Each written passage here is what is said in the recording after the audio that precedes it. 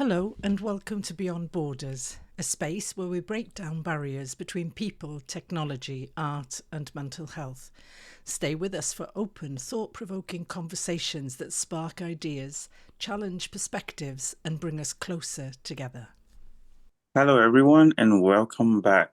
I'm Sprenko, and I'm here with our hosting team, Pim, founder of Digitize, and Carolyn Hammond, transformative artist, business mentor, and community builder. And today, we're delving into something every artist, entrepreneur, and creator encounters at different stages of our journeys: burnout.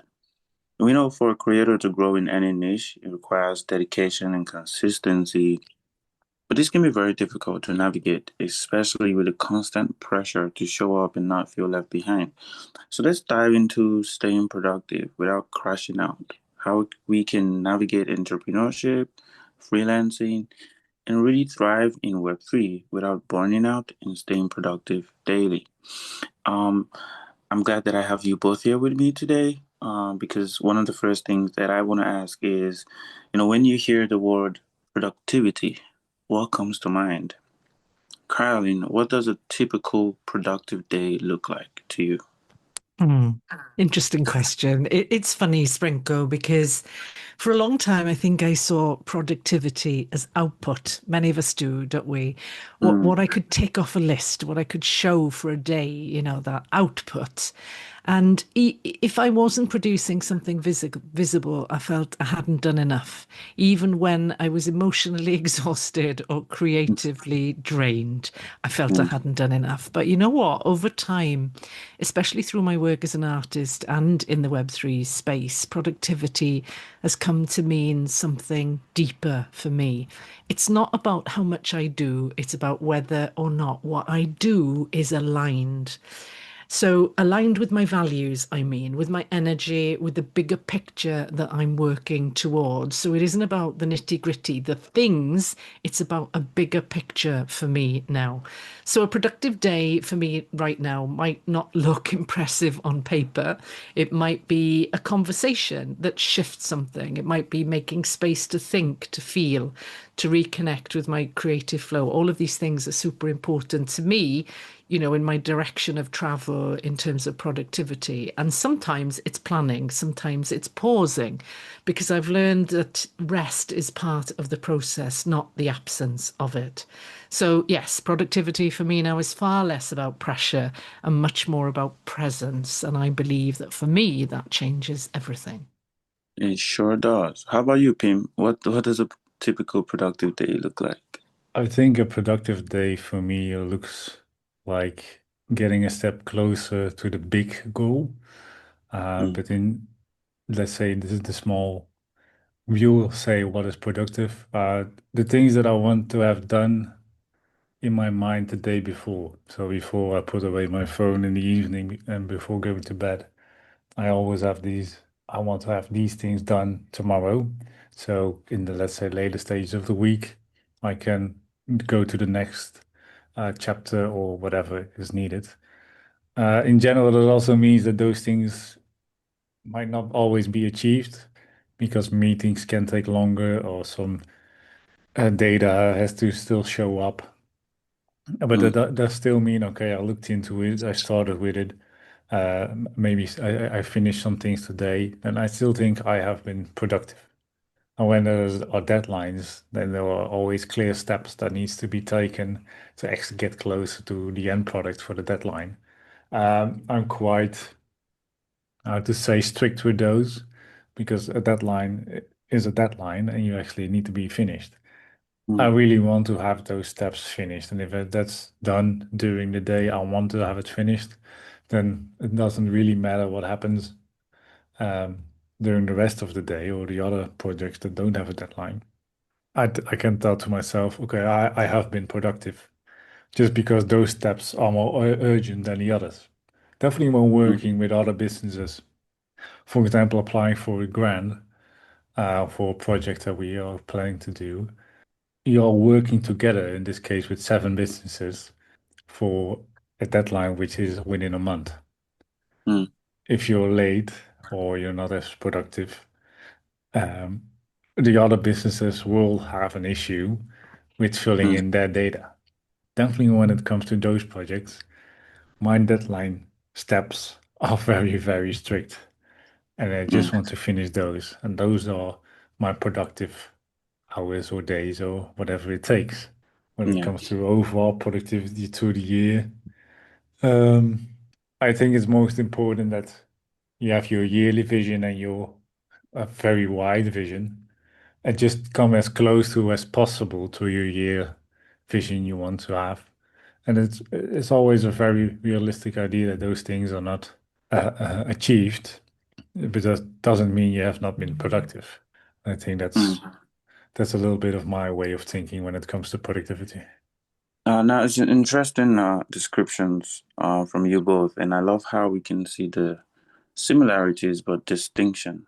Because that's a good place to start. There's a major misconception about productivity in that, that there's a set standard that, everybody has to follow a certain blueprint, and that's false.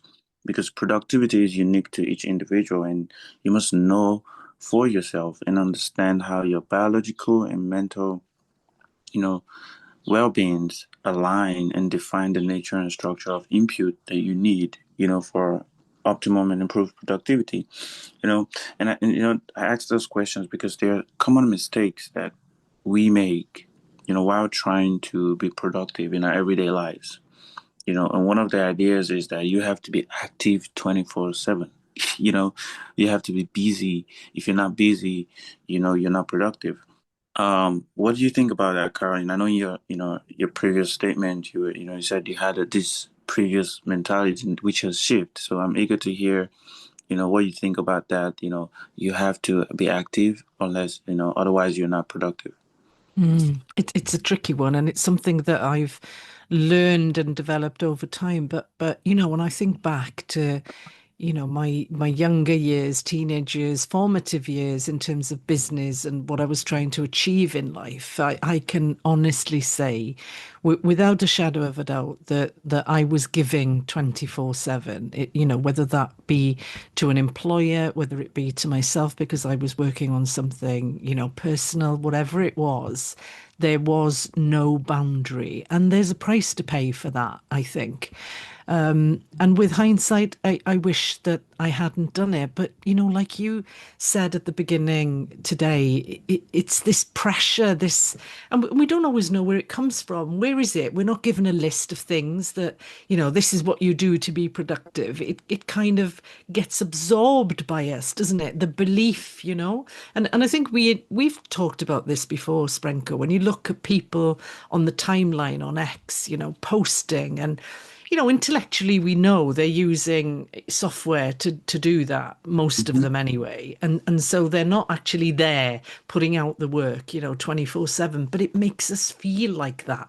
They are active and I'm not active. Why aren't I active? I can't maintain, what they are doing. Why can't I? And then you start to feel like a failure. So you've got to kind of detach yourself from all that, I think. And this mentality that suggests that if you're not you're not productive if you're not busy. What do you think about that, Pim? Because I think you're super flat out at the minute. So do you feel guilty when you have downtime, or do you see that as part of being productive? I think it's part of being productive. Being productive is not just business, it's also your regular life. Spending time with friends or family or my girlfriend, for example, is also being productive because you work on relations that are important. Finding, let's say, that balance is sometimes a little bit more difficult. But yeah, I think it's important to actually do, and it actually helps with your overall productivity. If I don't spend time with friends and family and my girlfriend and I have to work all day, eventually I am getting burned out Mm. just because of the interest. You have nobody to speak to. You can't vent. You can't just relax, which is also just good for your body in general. You can't exercise. Okay, maybe you will get some things more achieved when it comes to work, but in the end, in the long term, what are those achievements worth if all the other stuff vanishes? So yeah, when it comes to that balance, even when you're very busy, I think even if you have to schedule it in your agenda, do it. That's my number one thing and advice. Plan your Mm. dates with your partner, plan the events with your family and friends, even if it's just over a month, because everybody has a schedule and planning things can be difficult, but just plan it. I think that's the best thing. Yeah, I think you're right, and I get that completely. I'm just thinking about multitasking. How focused are you both able to be on your task? Because one of the things that I can't do in my life really is compartmentalize. So I tend to work, and I'll have blocks of time where I'm doing art or I'm writing or whatever it is that I'm doing, and then I'm going off and I'm changing the bedclothes or doing whatever it is that I need to do in another sphere of my life. And I recognize that the people around me find it really easy to just put their heads down, not think about anything else. Nothing else matters. I'm just going to do this for 8 hours a day, and it isn't something that my brain allows me to do. So, Sprinkle, what do you think of that one? Multitasking. That's a very good one, Carolyn, and I love that you brought it up because it sparked a little debate in our, Real Talk community a few weeks ago, and because a lot of people struggle with, accepting or putting it aside, and this thing though, for me, I multitask. But while multitasking may seem like, a very special skill, to have, you're writing and, a few minutes you're still taking a, phone call or you're putting out the clothes, like you said. I've come to realize that, it doesn't generally improve our productivity. Mm. And that may sound tricky, but, you know, it's because we are not laser focused on any of the tasks we are, putting together or doing all at the same time. Rather, we are giving, brief moments of attention to them. Now, can you do that? Yes, of course. A lot of us do it. You're speaking in spaces. You're also, replying to people in the DMs or in the comment section. You probably even have a tab open on your computer. You're doing this. Somebody knocks on the door. You're still looking up. Maybe when you're not speaking, obviously. But if you pause for a second and look at that, you would see that while you took your head up to respond to somebody at the door, you missed out on something somebody said in the space. And you probably have to say, I didn't really catch what you were saying, but what I got was so. What that tells us is while we are multitasking, our brains are not 100% focused on each of those respective tasks, and that could be a letdown on our productivity. It doesn't mean we may not be productive, but it just means we may not have full on productivity. So that's where I sit at the moment. But I'm eager to hear what Pim thinks anyway. Well, my opinion on multitasking is easy. I just can't do it. Uh, it might be because I'm a man, but I didn't want to go there, but yeah. yeah. But why do you I, think so?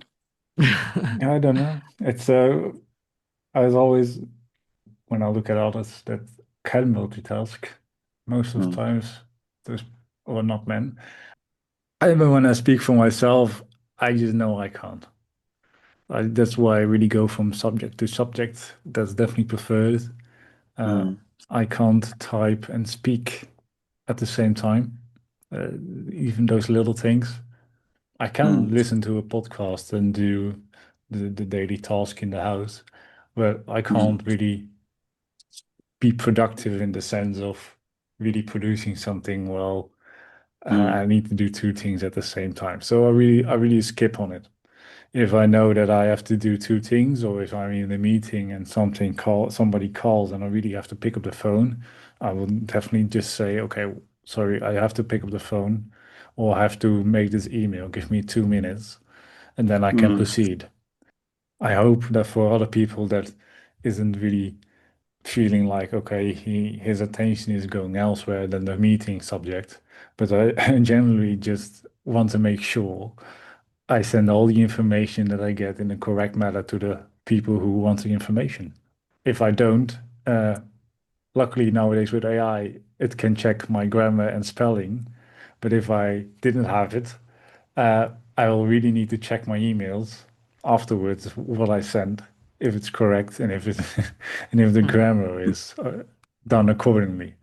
So when it Mm. comes to multitasking, I just skip it and I try to be um, clear as possible to everyone during meetings or during anything I do. If there is something I need to attend right away, that I make sure people know about it. Yeah, that's an interesting one there. Caroline, you chuckled. I did as well when people said, But is there any particular thought you have concerning if women are more better at I think multitasking? I think it's widely accepted, but but I see it, anecdotal evidence in my personal life. I would Mm, say that, the men around me find it much easier to be, head down, not think about anything else and just get on with it. But I'm the archetypal plate spinner. I have multiple things going on at any one time that span both my personal life and my professional life.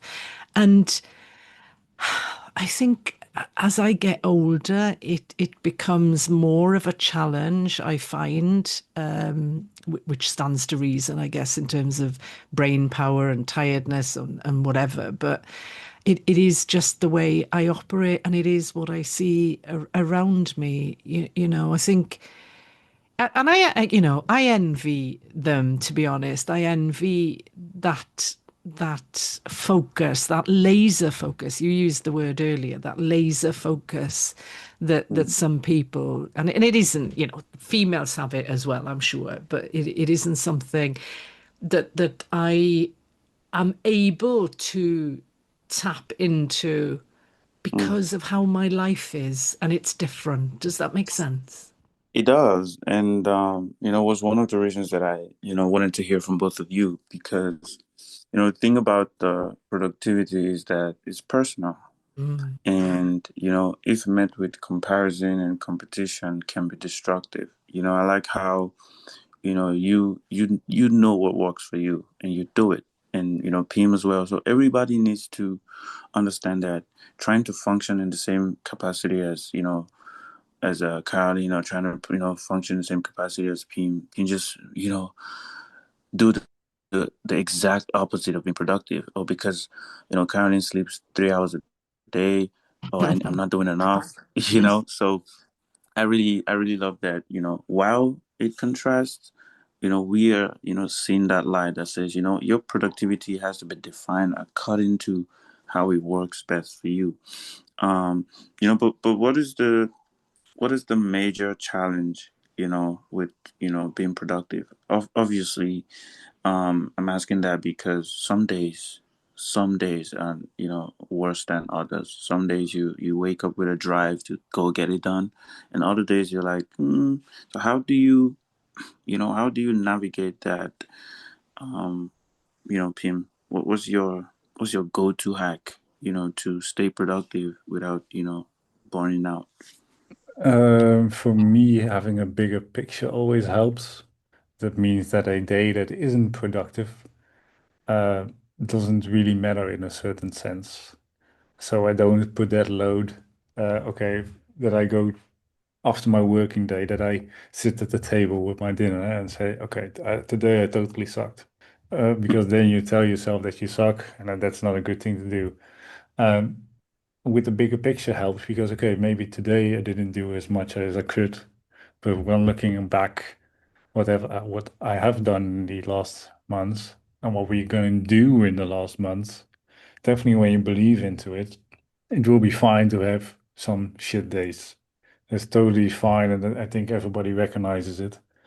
No matter what work you do, sometimes the body feels less strong, and sometimes the mind feels less strong. And those things you need to recognize, definitely when it happens more frequently, and tell yourself, okay, does what I do currently fit in the bigger picture that I have?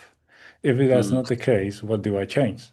In my case, sometimes my body, my lower back, I'm quite tall. I'm still young, but but I'm quite tall. My lower back hurts a little bit more than other days. And then I know, okay, that can be uh, put a weight on productiveness because most of the time I sit the whole day.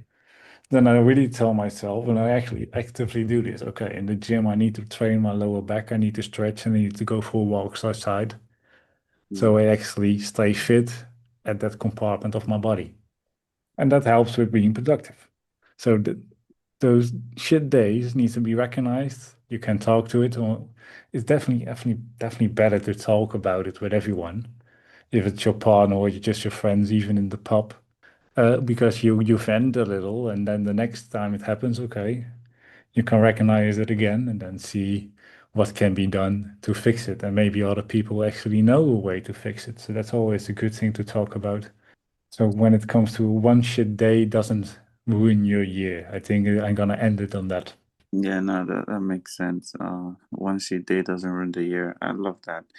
Um, I think one of the things that, helped me over time, would be understanding my strengths and weaknesses, understanding, where I pull more weight compared to other aspects of my life. And so on the difficult days, is easier to navigate because, I've segmented my tasks, my deliverables into small or short, big or long term, deliverables just to guide myself into knowing, okay, if I do this, if I do this, if I do that, I'm getting a step closer, to my goals on a daily basis. Because that way the task ahead doesn't look too big, too cumbersome for me to, tackle. And that's one of the ways that I just manage my productivity on a daily basis. But I'm eager to hear what, Kylie thinks because she's a powerhouse. So I'm curious how any personnel tip you have for productivity without crashing out. I think it's super interesting because I think we're not actually far apart in what we're saying, the three of us. We're talking about alignment, aren't we? And we're talking about balance. And I think, one of the things that I recognized, especially when I came, into the world of art and calling myself an artist, is that I think there was a little gap at first in terms of me believing it. And so, what used to happen in my life is that I used to have to clear the decks before I could do anything creative. My Mm, space had to be right. And I recognized quite quickly that actually it was a procrastination tool, that I didn't want to get started because if I get started, then I have to finish. And if I finish, then I might not be happy with the result. So my mm, productivity in that time, during that period, was incredibly low because I had all of these things I had to do to get me to clear the decks, to feel right about starting. And as I was listening to you both talking, I was thinking, well, actually, I kind of still do it, but in a different way. I no longer have to clear the decks now, but I do things in between. So I'll chunk up my time, whereas, if I'm having an art day, although I very rarely have just a day doing one particular thing, but say I'm having an art day, then I'll spend an hour doing something and then I'll go off and do something else. And it might not be related to my professional or business life at all. It'll be something completely different. I have to make a call or put the washing on or hang it out or, the mundane things that go on in life that I still need to do because I recognize if I get to the end of my day, having mm, been very focused on art and I haven't done the other things, they still need doing. So I'm managing my time and I'm managing my productivity across multiple platforms, if you like. And I think that, that it's difficult because on the one hand, I want to say, and I mean it when I say we don't have to be constantly on, but there is a pressure to be constantly on. I also recognize mm, that in some respects I am constantly on because of what I do and who I am. But it's mm, more a balanced approach now. It's not a grind mindset. It's not hustle. It's not, part of the culture of what I'm involved in. There's a passion in what I do with regards to art, writing, Web3, my time with you and this podcast. I'm passionate about it all. So it has an energy that drives me. So I don't have to manage myself. I'm having fun with it. Does that make sense? I'm Absolutely. very sure. I was gonna say I'm very sure Pim would agree, and he came right out with it. Yeah, Definitely, uh, definitely. When you're working on a project, the passion actually makes you wake up without an alarm, or it makes you go absolutely. further than your, let's say, 9 to 5 hours. Definitely also working with multiple continents, but uh, I don't really mind. I don't count my hours, how much I work or how much hours it costs, just because I Mm, wanted to work. I want it to be achieved. I want to set this up. And that exactly. passion just is like an energy source that works a lot better than Red Bull or any coffee. It just keeps you going, going, going, going. But the thing is, you always need to have in the back of your head that you don't burn out yourself. I think people who we work with can help with that. Let's say with monitoring that, and you also have to monitor your colleagues or people you work with, and Mm, because you probably can see the difference in a certain day when they have a shit day, you can probably see it. And if they have a couple, just ask do you going? How are you doing? What is your energy level? It's fine to ask, definitely when you know the person a little bit better. But I think mhm. Sprenko can definitely elaborate on this, is that a burnout or just your mental health is a thing you can actually do together and uh, increase or improve together. What are you thinking, Sprenko? Yes, I'm glad you brought that up because, you know, prioritizing our mental health is also being productive. A few years ago, up until a few years ago, I never considered a very pivotal aspect of our lives as anything productive, which is sleep, taking a nap. 15 minutes, 20 minutes, 30 minutes, an hour can change your output and productivity in a day. But I used to think, why am I going to bed at 10 p.m. when PM is still up? You know? And then tomorrow I'm going to complain that I'm not seeing my goals being achieved. But that's a misconception. So when we speak on how to, tie our mental health and well-being to productivity, it's right on spot with the conversation. Understanding how your body works, knowing that, okay, I function better in the mornings and tend to slow down towards the evenings, then that guides you to put maybe the bulk of your high value task towards the morning and then move maybe the other things towards the evening. Another thing that has helped me is what people call the Pomodoro technique, and I like to call it the 30-minute achiever. Where after segmenting my task, I assign 25, 30 minutes to one particular task and just laser focus on that. If I want to do something else, I do it after that 10 minutes. So even if a text message pops up, I'm not responding until after I'm done with what I'm doing. Some cases, it can extend to an hour, right? But because I understand that, it may not be very easy to do that when you're working a 9 to 5. But if you're an entrepreneur, you're a content creator, you're a founder building your brand, you're, collector and artist in Web3, you can actually structure yourself such a way that you're giving a good amount of time to every activity without overextending yourself for one over the other and then missing out on, oh, I didn't catch up on this, oh, I didn't catch up on that. Or worse, burning out. And those things you were so worried about finishing, you still wouldn't be able to finish them because, you're unable to get out of bed or you're, in the ICU or something. So that's one way. And please, I would die on this hill. Not literally, but please sleep. Sleep, like, it's a good way to recharge and it really helps up, boost our productivity. And in the spirit of staying productive, I want to hear if you could pick one tip that has helped you in the past 5 years, what would it be that keeps you on top of your productivity? Caroline, you want to go first? I think you just touched on it for me, Sprenko. Don't confuse stillness with failure and a lack of productivity. This one, as I said earlier, took me years to learn, literally. Sometimes the most powerful things happen in the quiet moments when we're not forcing output, but letting clarity rise to the surface. Rest, as you just said, reflection, recovery, these aren't a break from productivity. They're actually a huge part of it. That's my tip. Uh, Pim, any tip for us? Write down on a piece of paper every week or every day what is most important, and then draw a line, and then write down what can also be done, and be realistic about the time it takes. Don't write down the most important things that normally take a week to finish two of those in 1 week.